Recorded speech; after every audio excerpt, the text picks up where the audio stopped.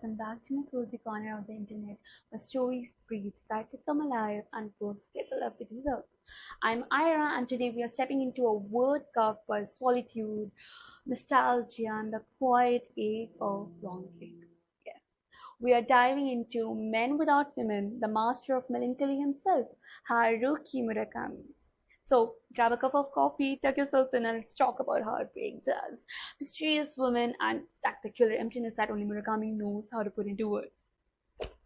So I read this book 2 days. I just finished this book 2 days back, and today I'm just giving a review of it, like what I feel about this book, and it can be different for everyone else. So let's get into it.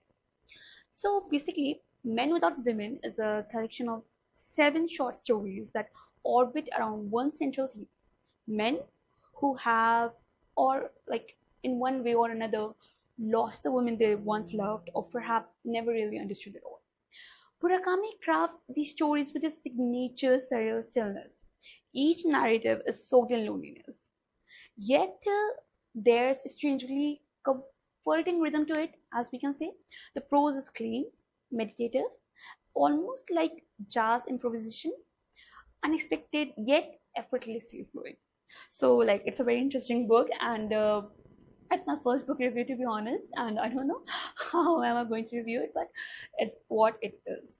So the story begins like we meet a doctor who watches his best friend marry the woman he secretly loves.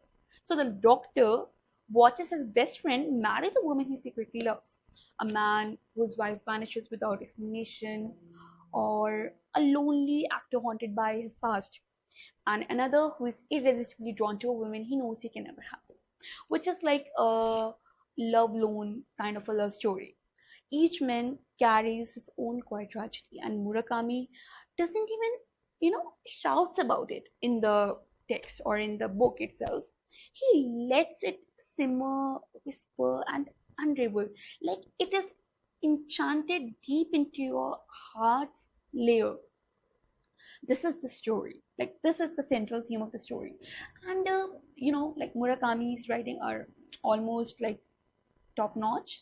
So one of my favorite things about this book is how Murakami captures the silence between people, like those existential silences between two people, the unspoken grief, the invisible distance. His metaphors basically are hauntingly beautiful, and sometimes you pause mid-sentence just to absorb the weight of the single thought that is being said over there. So the characters feel, like they feel strangely familiar to each other, not because we know them, but because we have been them in fragments. Like somewhere or the other in our lives, we have been those characters once. The book doesn't like hand you answers or provide you philosophical ways or something. It just hands you a mirror to yourself. And somehow in the stories of solitude, you feel seen. For example, it is just a mirror image of you either in the past or in the present or in the upcoming future, like as it is seen. So if you're new to Murakami, this book is a gentle plunge into his world of smoky bars, echoing footsteps, vinyl records, cats that disappear, and women who leave without looking back.